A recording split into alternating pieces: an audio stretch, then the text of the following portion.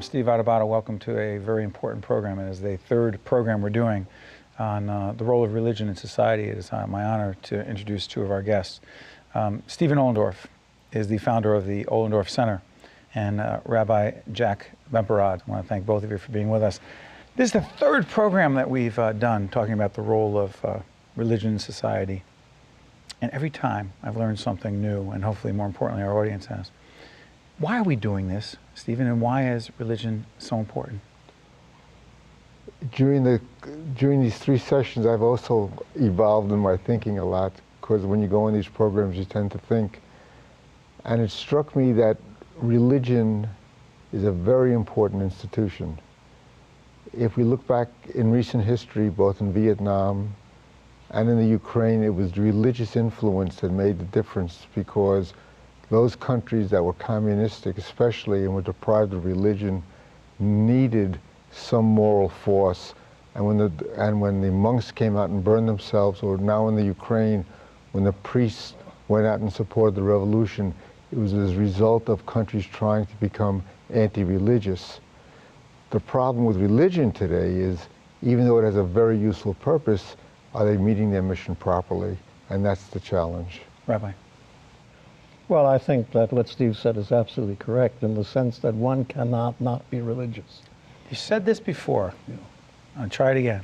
One cannot not be religious. And I can see folks watching on PBS saying, wait a minute, I'm not religious. How can the rabbi say that? Well, they may think they're not religious, but they have a frame of orientation and an object of devotion, which is what we mean by a religion.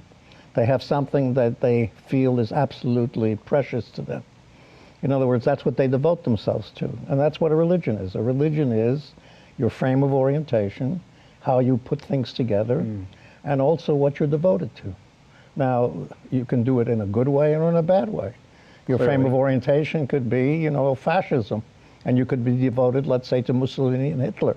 That becomes a religion. Or Stalin. Those are religions. Are you differentiating? This is very important. Someone says, okay, I'm religious / spiritual, but I'm not involved in organized religion.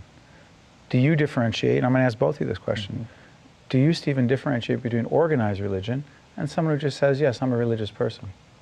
I do, only in this sense of effectiveness, where I believe religion has to do with spirituality and a force greater than our own. I don't believe you can be religious and be an admirer of Mussolini or Hitler just because you have a cause. So I think it's a matter of something greater than yourself that is in this universe. Now, what religion brings to the table is that it's a filter.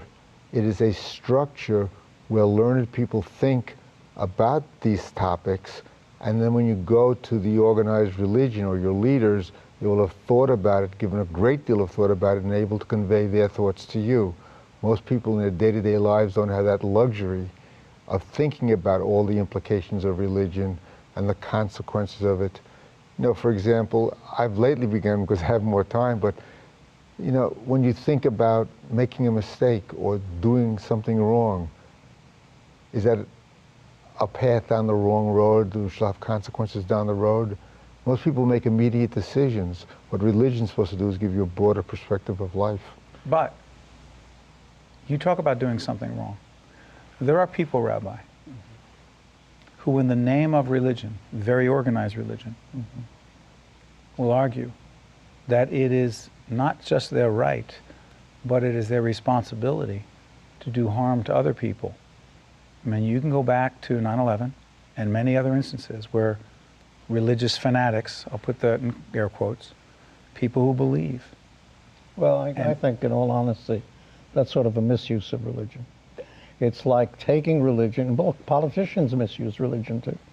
They take religion. Well, excuse me, as we're doing this, so as we do this program, there are people in Arizona, as we do this program, politicians who are saying in the name of religion. That's what I'm saying. Who say that if in fact your religious beliefs cause you to say that you believe homosexuality is wrong, that a business that you run, and you run that business, and your religion tells you it's wrong, you don't have to serve that person. Look, that's not what you're talking about. No, but I think we have to really get at the essence of it, and the essence of it is this. It is religion that gave to the world the idea of humanity. Because if you didn't have the belief that all human beings are made in the divine image, or there's something sacred about, as Steve says, about every individual, that there's a spark of the divine in each of us. This is the foundation for all of your ethics and all of the concepts of common good. Love your neighbor because he is like you. Don't sit idly by the blood of your neighbor, right? The stranger, the widow, the orphan, care for them. You're talking about also the principles of Judaism as well, though. And also Christianity. I think we were talking before about Pope Francis. Yeah, before we came in, we talked about Pope Francis. Yeah, what he was trying to do, literally, is to say, look, this is really what religion is all about. And so you want to concentrate on that. Now, if you concentrate on that, then basically you're saying that a human being isn't just flesh and bones. There's a spiritual quality, as Steve said. There's a connection to something that transcends us. And to the extent that we can do that, we are religious. The problem is that very often we do that to something that is an idol. In other words, something that doesn't bear the burden of that trust. What is an idol? An idol is something that is created rather than the creator. It's something that cannot bear the trust that you give to that particular thing. Now, I think in that sense, to speak about organized and non-organized religion, you know, if it wasn't for organized religion, you wouldn't have the heritage, the tradition. You wouldn't have a Bible. You wouldn't have the great resources that a religious tradition presents us. And those people who say, well, I'm not especially religious. You ask them, well, but do you believe in certain ethical principles? Do you believe in doing right? Do you have some hope about the future? All that is basically rooted that's organized in religious religion. tradition. Exactly. Steve, go back, Stephen, to the 10 principles of Judaism, which we actually started the series with. Is that still the core of all this? Well, it is the core in the sense that when we opened this discussion today, we discussed that there is a role for religion and organized religion because it is the only theoretical force that doesn't have ulterior motives. But we also discussed that religion may have misused that power, or they may not be on the right track. So there is a need for organized religion. The question is, how can they do it better? Because they certainly have not done it better. As some of the examples you pointed out, I think Shimon Peres said, when you talk, a politician talks on behalf of the people. When you get a religious leader who claims to talk on behalf of God, there's no discussion. He's taken over the power of God.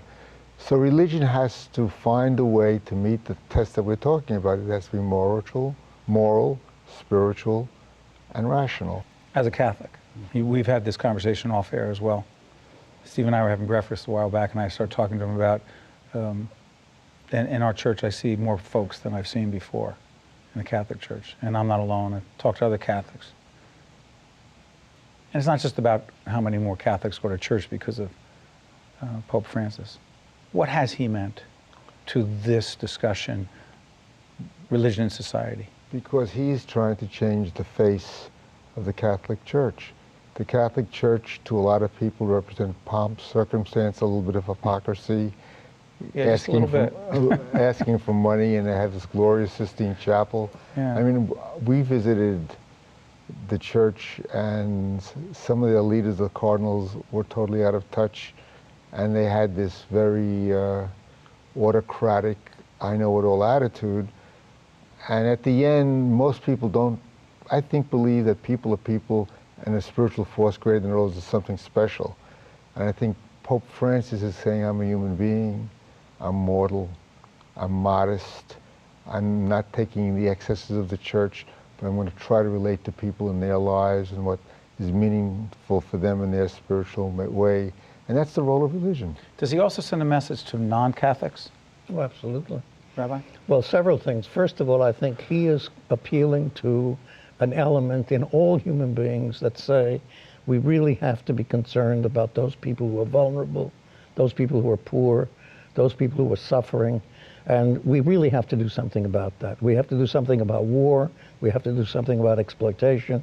We have to do something about the fact that you have literally millions of people now who are refugees from war. We, or meaning organized religion. Meaning religions have to do something about that. All religions. And one of the things that's clear is when he said, for example, I'm here to build bridges and not walls.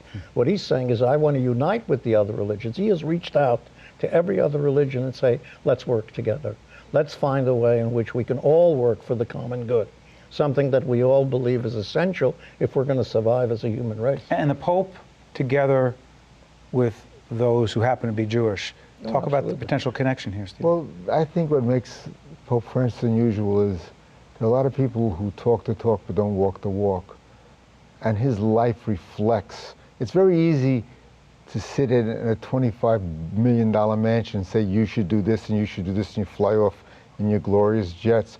But his life reflects what he believes in. And I think that's what people are looking for today. I think people are a little disconnected because their leaders say one thing, but they've become an imperial class. And you talk about poverty and you talk about need, but yet they're living a life of absolute consummate luxuries. Look at the Ukraine. The guy had a $25 million mansion on a $250,000 Total disconnect. And look what happens when people reject that. Have to connect.